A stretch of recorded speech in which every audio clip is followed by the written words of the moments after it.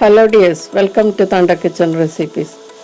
രാവിലെ തിരക്കുള്ള ദിവസങ്ങളിൽ ഇതുപോലെ ഒരു ബ്രേക്ക്ഫാസ്റ്റ് സ്നാക്ക് ഉണ്ടാക്കുകയാണെങ്കിൽ വളരെ എളുപ്പമാണ്.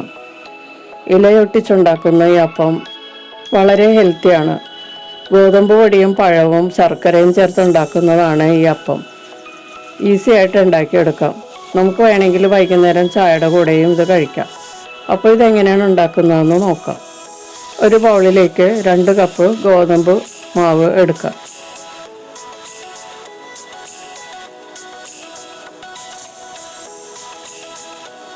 ഇതിലേക്ക് വളരെ കുറച്ച് ഉപ്പ് ചേർക്കാം. ശർക്കര ചേർക്കുന്നത് കൊണ്ട് ഉപ്പ് കുറച്ച് ചേർത്താൽ മതിയാകും. 1 ടീസ്പൂൺ ബേക്കിംഗ് സോഡയും കൂടി ചേർത്തിട്ട് ഒന്ന് മിക്സ് ചെയ്യുക. ഗോതമ്പ് മാവുമായിട്ട് നല്ലതുപോലെ ഒന്ന് മിക്സ് ചെയ്തതിന് ശേഷം ഇതിലേക്ക് 1 കപ്പ് ഉരുക്കിയ ശർക്കര ചേർക്കുക. ശർക്കരയാണ് മധുരത്തിന് ഉപയോഗിച്ചിരിക്കുന്നത്. എന്നിട്ട് നല്ലതുപോലെ ഈ പൊടിയുമായിട്ട് മിക്സ് ചെയ്യുക. ശർക്കര പാനിയിൽ ഈ പൊടി ഒന്ന് നന്നായിട്ട് നനഞ്ഞ് കിട്ടണം. പൊടി മുഴുവൻ നനഞ്ഞ് കിട്ടിയില്ലെങ്കിൽ നമുക്ക് കുറച്ച് വെള്ളം ചേർക്കാം. ഇതൊത്തിരി ലൂസാകാത്ത പാകത്തിലാണ് ഈ മാവ് കുഴച്ചെടുക്കേണ്ടത്. ഇപ്പോൾ മാവ് മുഴുവൻ നനഞ്ഞ് കിട്ടിയിട്ടില്ല, അതുകൊണ്ട് നമുക്ക് കുറച്ച് വെള്ളം ചേർക്കാം. ഞാൻ 1/2 കപ്പിൻ്റെ പകുതി 1/4 കപ്പ് വെള്ളവും കൂടി ഞാനിതിലേക്ക് ചേർക്കുകയാണ്. എന്നിട്ടൊന്ന് മിക്സ് ചെയ്യാം. കൈകൊണ്ട് നല്ലതുപോലെ കുഴച്ചെടുക്കുന്നതാണ് നല്ലത്. പൊടിയെല്ലാം നല്ലതുപോലെ ഒന്ന് നനഞ്ഞ് കിട്ടിയാൽ മാത്രം മതി. നമ്മളിനി പഴവും പിന്നെ തേങ്ങാപ്പീരയൊക്കെ ചേർക്കുന്നുണ്ട്. അപ്പോൾ അതിൻ്റെ നനവ് കൊണ്ട് തന്നെ ഈ മാവ് കുഴച്ചെടുക്കാൻ പറ്റും. ഇപ്പോൾ മാവെല്ലാം നനഞ്ഞ് കിട്ടിയിട്ടുണ്ട്.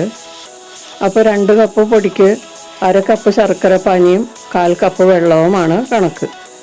ഇതിലേക്ക് ഒരു 4-5 ഏലക്ക പൊടിച്ചത് ചേർത്ത് ഒന്ന് മിക്സ് ചെയ്യാം.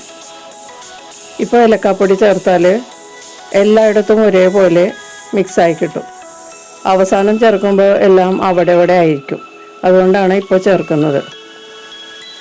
ഇനി ഇതിലേക്ക് 2 ഇടത്തരം പഴം ചെറുതായി കട്ട് ചെയ്തത് ചേർക്കാം. ഏത്തപ്പഴമാണ്. 1 കപ്പ് പൊടിക്ക് 1 ഏത്തപ്പഴം എന്ന കണക്കിലാണ് ഞാൻ എടുത്തിരിക്കുന്നത്. ഇനി ഇത് മാവുമായിട്ട് നല്ലതുപോലെ മിക്സ് ചെയ്യാം. ഇതിലേക്ക് 1/2 കപ്പ് ചിരകിയ തേങ്ങയും കൂടി ചേർക്കാം. എന്നിട്ടൊന്ന് നല്ലതുപോലെ മിക്സ് ചെയ്ത് കൊടുക്കാം. ഇത് കുഴച്ച് ഉരുള പോലെ ഒന്നും ആക്കിയെടുക്കണ്ട. ഇതൊന്ന് നന്നായിട്ടൊന്ന് മിക്സ് ചെയ്താൽ മതിയാകും. ഇനി ഇതിൽ നിന്ന് ഓരോ ഉരുളകളാക്കി ഉരുട്ടിയെടുക്കാം. പട്ടയിലയാണ് ഞാൻ ഇതിന് ഉപയോഗിച്ചിരിക്കുന്നത്. പട്ടയില ഇല്ലാത്തവർക്ക് പരുത്തി ഇലയും ഉപയോഗിക്കാം, അല്ലെങ്കിൽ വാഴയില ഉപയോഗിക്കാം. പട്ടയിലയിൽ ഉണ്ടാക്കിയാൽ നല്ല മണവും രുചിയുമായിരിക്കും.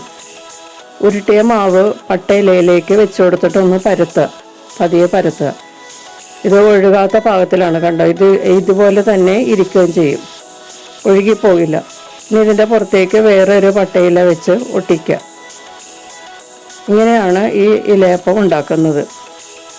ഇതുപോലെ പട്ടയിലയിൽ ഓരോന്നും നമുക്ക് ഒട്ടിച്ചെടുക്കാം. ഉരുള വെച്ചതിന് ശേഷം ഒന്ന് പരത്തുക. അതിന് ശേഷം വേറെ ഒരു ഇലയെടുത്ത് മുകളിൽ വെച്ച് ഒട്ടിക്കാം. ഇതുപോലെ എല്ലാം ഇലയിൽ ഒട്ടിച്ചെടുക്കാം.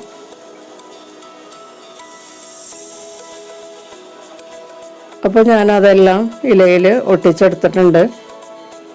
ഇനി നമുക്ക് സ്റ്റീമറിൽ വെച്ച് ഇത് ആവി കയറ്റിയെടുക്കണം.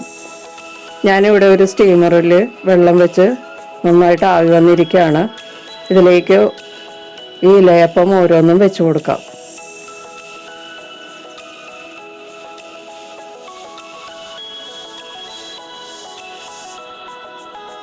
ഇലയപ്പത്തിൻ്റെ ബാറ്റർ ലൂസായി പോകാതെ നോക്കണം. ഇതാണ് കറക്റ്റ് കൺസിസ്റ്റൻസി. ചപ്പാത്തി മാവിൻ്റെയൊക്കെ അയവിലായിരിക്കണം നമ്മൾ തേച്ച് കൂട്ടി എടുത്താൽ അത് ഉണ്ടാവുക. അപ്പോൾ ആ കണക്കിന് എടുത്താൽ ഇത് ഒഴുകിപ്പോവില്ല. ഇത് നമുക്കിങ്ങനെ ഇതുപോലെ വെച്ച് നന്നായിട്ട് വേവിച്ചെടുക്കാൻ പറ്റും. ഇനി മൂടി വെച്ച് 20 മിനിറ്റ് മീഡിയം ഹീറ്റിൽ ആവി കയറ്റി വേവിക്കുക. 20 മിനിറ്റിന് ശേഷം തുറന്ന് നോക്കാം. ഇപ്പോൾ ഇലയപ്പം എല്ലാം നന്നായിട്ട് വെന്തിട്ടുണ്ട്. എല്ലാം നല്ലതുപോലെ പൊങ്ങി വന്നിട്ടുണ്ട്. നല്ല സോഫ്റ്റ് ആയിട്ടുള്ള ഒരു അപ്പമാണിത്. പട്ടയിലയുടെ മണമൊക്കെ നമ്മളിത് ചൂടാക്കുമ്പോൾ തന്നെ പുറത്ത് വരും. നല്ല മണമാണ്. നല്ല ടേസ്റ്റ് ആയിട്ടുള്ള ഒരു അപ്പമാണിത്. രാവിലെ ബ്രേക്ക്ഫാസ്റ്റിനും വൈകുന്നേരം ചായയുടെ കൂടെയും നമുക്കിത് ഉണ്ടാക്കി കഴിക്കാം. വളരെ എളുപ്പത്തിൽ ഉണ്ടാക്കാൻ പറ്റിയ സ്നാക്ക് നമുക്ക് വേണമെങ്കിൽ ഡിന്നറിനും ഉണ്ടാക്കി കഴിക്കാവുന്നതാണ്. വളരെ സോഫ്റ്റ് ആയിട്ടാണ് ഇതിരിക്കുന്നത്. തണുത്തതിന് ശേഷം നമുക്കിത് ഇലയിൽ നിന്നെടുത്ത് കഴിക്കാം. ഒരാൾക്ക് 2 എണ്ണം കഴിച്ചാൽ വയറ് നിറയും. നല്ല ടേസ്റ്റാണ്, നല്ല ഹെൽത്തിയുമാണ്. ഇതിൽ ചേർന്നിട്ടുള്ള ഇൻഗ്രീഡിയൻസ് എല്ലാം വളരെ ഹെൽത്തി ആയിട്ടുള്ളതാണ്. ഇതിപ്പോൾ ചൂടാണ്, തണുത്ത് കഴിഞ്ഞിട്ടാണ് ഇത് ഒടിച്ച് കഴിക്കേണ്ടത്. നല്ല സോഫ്റ്റായിട്ടിരിക്കുന്ന ഒരു ഇലയപ്പമാണ്.